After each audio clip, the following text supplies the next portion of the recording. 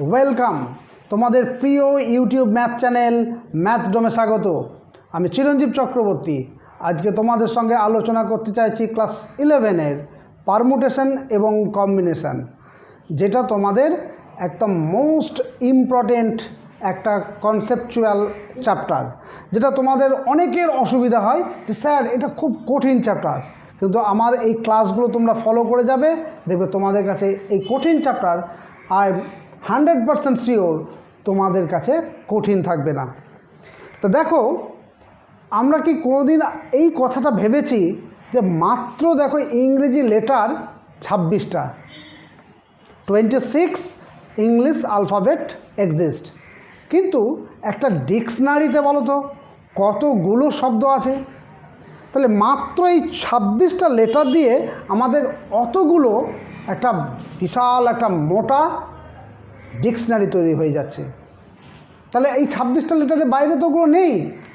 তাহলে একটা কাউন্টিং, একটা নাম্বার, হিউজ অ্যামাউন্ট একটা নাম্বার এই 26টা থেকেই চলে আসছে। তাহলে এই যে কাউন্টিং সিস্টেমটা আমাদের এই ম্যাথামেটিক্সে একটা ইম্পর্টেন্ট রোল ভাইটাল করে। যেমন আমি তোমাদের একটা উদাহরণ হিসাবে যদি বলি যে 1, 2, 3, 4 and 5 এই মাত্র 5টা নাম্বার দিয়ে, ডিজিট দিয়ে 5 অঙ্কের 5 ডিজিট কতগুলো নাম্বার তৈরি হবে, যেখানে একটা নাম্বার একবারে বেশি ইউজ হবে না।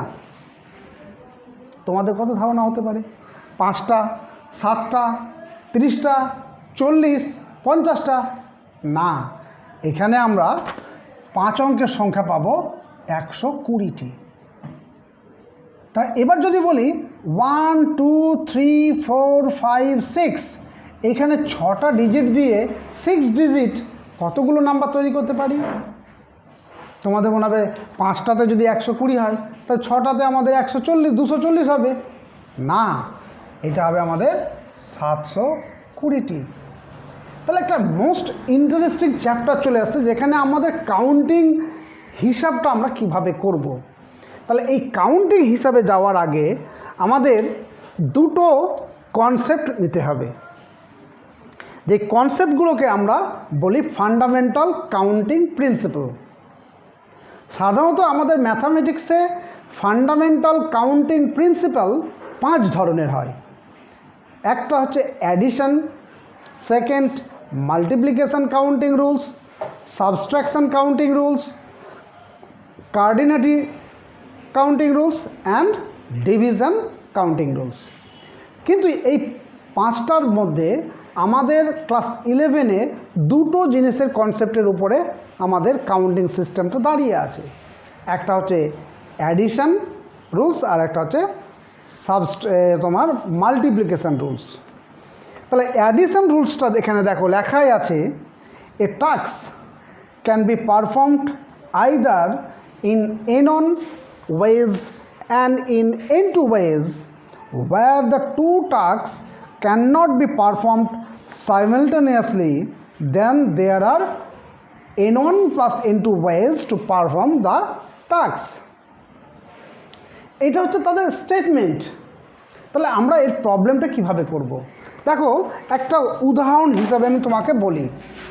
এইখানে একটা তোমার সার্কেল আছে, সেই সার্কেলে আমি দন্তান্ন এবং ল নিলাম। এইখানে একটা সার্কেল আছে যেখানে লয়ে আকার আছে, রয়ে আকার আছে আর টয়ে আকার আছে। আর তোমাকে আমি বললাম এখানে একটা তোমাকে শূন্যস্থান দিলাম। তাহলে এখানে যে কোনো একটি বর্ণ নিয়ে তোমাকে শূন্যস্থান পূরণ করতে বললাম। তাহলে এখানে কয় ধরনের শূন্যস্থান পূরণ হবে? তা দেখো, এই ছকের জন্য আমাদের দুটো শূন্যস্থান পূরণ হবে এই ছকের জন্যে। সেটা কি? একটা হচ্ছে তোমার কয়াকার দন্তান্ন কান আর একটা দেখো কয়াকার ল কাল। এটার জন্য কটা শূন্যস্থান পূরণ হবে? দেখো, কয়াকার লয়াকার কালা, কয়াকার রয়াকার কারা আর এটা কয়াকার টয়াকার কাটা। তাহলে আমাদের স্টেটমেন্টটা কি বলেছিল? একটা যদি n-on আর একটা যদি n-2 ওয়েজে কমপ্লিট করা যায়, তাহলে টোটাল কাজটা কমপ্লিট করা যাবে n1 প্লাস n2 প্রকারে, দ্যাট ইজ এটা ছিল আমাদের 2, এটা ছিল আমাদের 3, তাহলে 2 + 3 দ্যাট ইজ 5। তার মানে এখানে আমরা এই দুটো বক্স থেকে একটা করে লেটার চয়েস করে শূন্যস্থান পূরণ করতে পারলাম আমরা 5 প্রকারে। এই যে দেখো এখানে 2, এখানে 3, এই 5 প্রকারে আমরা শূন্যস্থান পূরণ করতে পারলাম। এটা হচ্ছে অ্যাডিটিভ রুলস। তো দেখো নেক্সট আমরা আর একটা প্রবলেমে চলে যাচ্ছি অ্যাডিটিভ রুলসটাকে আর একটু ভালো করে বোঝার জন্যে। তো এখানে দেখো লেখা আছে,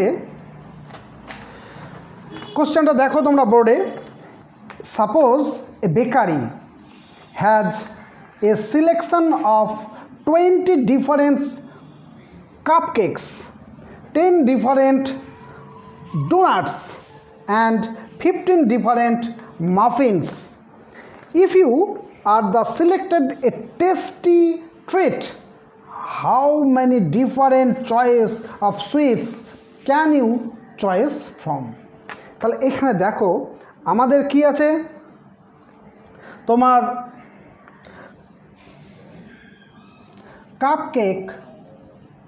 কাপকেকস কটি, নাম্বার 20। ডোনাটস কটি আছে আমাদের 10, আর তোমার মাফিন কটা আছে, মাফিনস আছে আমাদের 15। তাহলে এখানে আমাদের কোশ্চেন করেছে দেখো, how many different choice of sweets can you choice from. তাহলে আমি এখান থেকে যে কোনো একটা যদি চয়েস করতে যাই, তাহলে আমি কাপকেক থেকে যে কোনো একটাকে চয়েস করতে পারি। তার মানে কাপকেক আমাদের 20 ধরনের করতে পারে। ডোনাটস থেকে যদি আমি চয়েস করতাম কাপকেক না চয়েস করে, তাহলে আমি 15টার মধ্যে যে কোনো একটা তুলে নিতে পারতাম। ঠিক তেমনি মাফিনস থেকে যদি আমরা চয়েস করতাম, তাহলে 15টার মধ্যে, সরি এখানে 10টার মধ্যে 10, এখানে 15টা, অর্থাৎ টাইপস অফ চয়েস এখানে আমাদের কত হলো 45।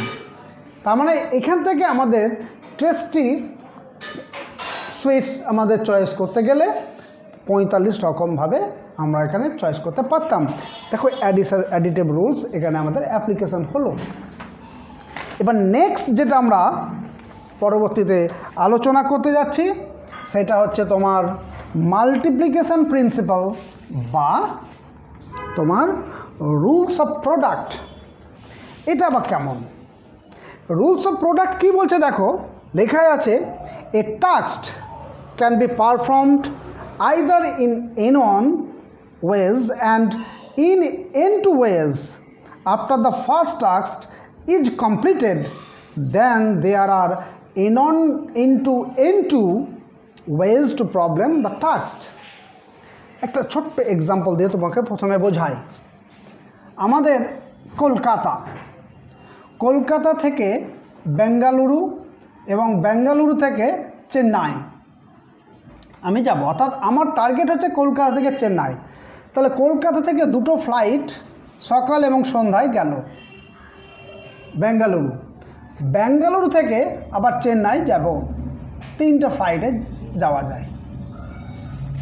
তাহলে দেখো এটা যদি আমাদের 1, এটা যদি 2, এটা যদি এ, এটা বি, এটা যদি সি হয়, তাহলে এখানে দুটো ফ্লাইট বেঙ্গালুরু গেল, বেঙ্গালুরু থেকে চেন্নাই আমাদের 3টে ফ্লাইট যাচ্ছে। কিন্তু আমি ভায়া বেঙ্গালুরু হয়েই কিন্তু চেন্নাই যাব। তাহলে আমি কলকাতা থেকে চেন্নাই কত রকমভাবে যেতে পারি। এখানে দেখো আমি 1A এই রুটটা নিতে পারি, 1 হয়ে এ ফ্লাইটটা ধরতে পারি, আবার 1 হয়ে বি ফ্লাইটটা ধরতে পারি অর্থাৎ 1B, আবার 1 হয়ে সি ফ্লাইটটা ধরতে পারি। ঠিক আছে, যে 1C। আবার দেখো আমি এই ফ্লাইটটা না ধরে 2A ধরতে পারি, 2B ধরতে পারি, ঠিক আমরা 2C ধরতে পারি। তাহলে আমরা কলকাতা থেকে চেন্নাই কত রকমভাবে যেতে পারলাম। দেখো এই কাজটা আমরা সম্পূর্ণ করলাম 2 ওয়েতে, এই কাজটা কমপ্লিট করলাম আমরা 3 ওয়েতে। তাহলে মাল্টিপলস রুলস বা আমাদের মাল্টিপ্লিকেশন প্রিন্সিপালস কি বলেছিল, টোটাল একটা কাজ দুটো স্টেপে কমপ্লিট করতে চাই, একটা যদি আমাদের N1 টাইপে কমপ্লিট করা যায় এবং তারপরে N2, তাহলে আমরা যখন N2 কমপ্লিট করব তার আগে যদি N1 কমপ্লিট করি, তাহলে মাল্টিপ্লিকেটিভ রুলস বলেছিল N1 ইন্টু N2 ওয়েজে টোটাল কাজটা সম্পন্ন করা যাবে। নেক্সট দেখো, আমি আর একটা কোশ্চেন তোমাদের নিয়ে আলোচনা করছি, যে দেখো একটা প্রবলেমটা কি, তুমি মনে করো 500 টাকা আমি ব্যাংকে রাখলাম, 500 টাকা ব্যাংকে রেখে 2 বছরে আমি 100 টাকা সিম্পল ইন্টারেস্ট পেলাম। আমাকে প্রশ্ন করলো রেট অফ ইন্টারেস্ট কত, ফার্স্ট কোশ্চেন। সেকেন্ড কোশ্চেন বললো, 2 নম্বর কোশ্চেন বললো যে এখানে আমি যদি এইভাবেই টাকাটা রাখতাম এবং তাহলে 1000 টাকা যদি আমি রাখতাম, তাহলে আমি 3 বছরে আমাদের সিম্পল ইন্টারেস্ট কত হতো আমাদের জিজ্ঞাসা করলো। তখন আমি কিভাবে বার করব? তাই ফার্স্ট আমাদের টার্গেট হচ্ছে রেট অফ ইন্টারেস্ট বার করা। তাহলে রেট অফ ইন্টারেস্ট বার করতে গেলে দেখো, আমি প্রথম স্টেপ 1 আমি 3 ভাবে করতে পারি। 1 নম্বর হচ্ছে ঐকিক নিয়মে আমরা করতে পারতাম, 2 নম্বর ত্রৈরাশিক নিয়মে করতে পারতাম, আর তোমার সূত্র নিয়মে করতে পারতাম। তাহলে 1 নম্বর, 2 নম্বর এবং 3 নম্বর সূত্রতে আমরা করতে পারতাম। স্টেপ 2 আমরা কমপ্লিট করতে পারবো ঠিক আবার সেই ঐকিক নিয়ম, 2 ত্রৈরাশিক নিয়ম, 3 সূত্র নিয়মে। ঠিক আছে, তাহলে এটা আমরা 3 প্রকারে কমপ্লিট করছি, এটা আমরা 3 প্রকারে কমপ্লিট করছি।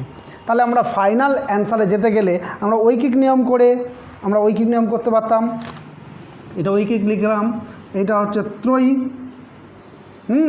ত্রৈরাশিক, আর এটা সূত্র নিয়ম। তাহলে ঐকিক করে পরেরটা ঐকিক করতে পারতাম, ঐকিক করে আমি ত্রৈরাশিক নিয়ম করতে পারতাম, ঐকিক করে সূত্র করতে পারতাম। তাহলে আমাদের মাল্টিপ্লিকেশন রুলস কি বলছে, আমাদের total number of solve type হবে 9। বুঝতে পেরেছ? তা দেখো, নেক্সট আমি আবার সেই প্রথম যে কোশ্চেনটা নিয়ে আমি আলোচনা করেছিলাম সেই কোশ্চেনটাতে আবার ফিরে যাচ্ছি। এখানে কি আছে দেখো, সাপোজ এ বেকারি গল্পটা যাচ্ছে এক কথায়। তাহলে এখানে বেকারিতে বলছে কি, suppose A bakery has a selection of 20 different cupcakes, 10 different donuts and 15 different muffins. How many different choice orders are there? তুমি এগুলোকে চয়েস করবে হাউ মেনি অর্ডারসে।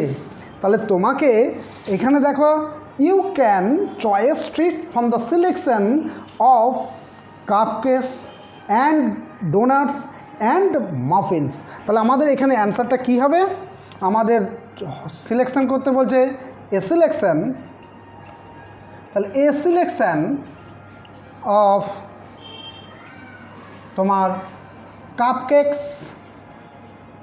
অ্যান্ড, 3টাই আমাকে চয়েস করতে বলছে, কিন্তু কত রকমভাবে পরপর, ডোনাটস অ্যান্ড তোমার মাফিনস কত হবে? তাহলে আমরা কাপকেকস 10, 20, তোমার ডোনাটস 10 এবং এটা 15, দ্যাট ইজ তোমার 3000 টাইপে আমি এটাকে নিতে পারতাম। প্রথমে আমি যে কোনো একটা কাপকেকস নিলাম, তারপর যে কোনো একটা ডোনাটস নিলাম, যে কোনো একটা মাফিনস নিলাম, তাহলে এইভাবে আমাদের এত রকমভাবে নিতে পারছি। তাহলে আগের ডিফারেন্সটার সঙ্গে এই ডিফারেন্সটা কি, ওখানে বলেছিল আমাদের কাছে কাপকেক আছে 20, ডোনাটস আছে আমাদের 10 এবং আমাদের কাছে মাফিনস আছে 15।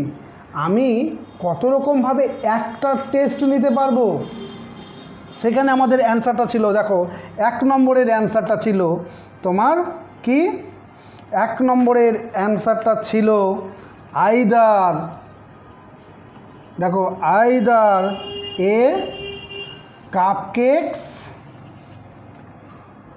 or donuts or muffins। যখন এটা অর ছিল আর এখানে আমি অ্যান্ড, ডিফারেন্সটা দেখো এখানে ছিল অ্যান্ড মানে প্রত্যেকটা একটার পর একটা নিচ্ছি, কিন্তু এখানে যে কোনো একটা নিচ্ছি, সেই জন্য আমাদের এটা প্রথম প্রবলেমে এটা ছিল। তাহলে এই হচ্ছে ডিফারেন্স। অর্থাৎ বেশিরভাগ ক্ষেত্রে আমাদের এই বেসিক ডিফারেন্সটা না জানলে আমরা এই কাউন্টিং প্রবলেম এবং আমাদের ফান্ডামেন্টাল থিওরেম অফ তোমার কাউন্টিং প্রিন্সিপালকে অ্যাপ্লিকেশন করতে পারবো না। এরপরে নেক্সট আমরা কনসেপ্টে যাব। ওকে, আজকে এখানে থাক।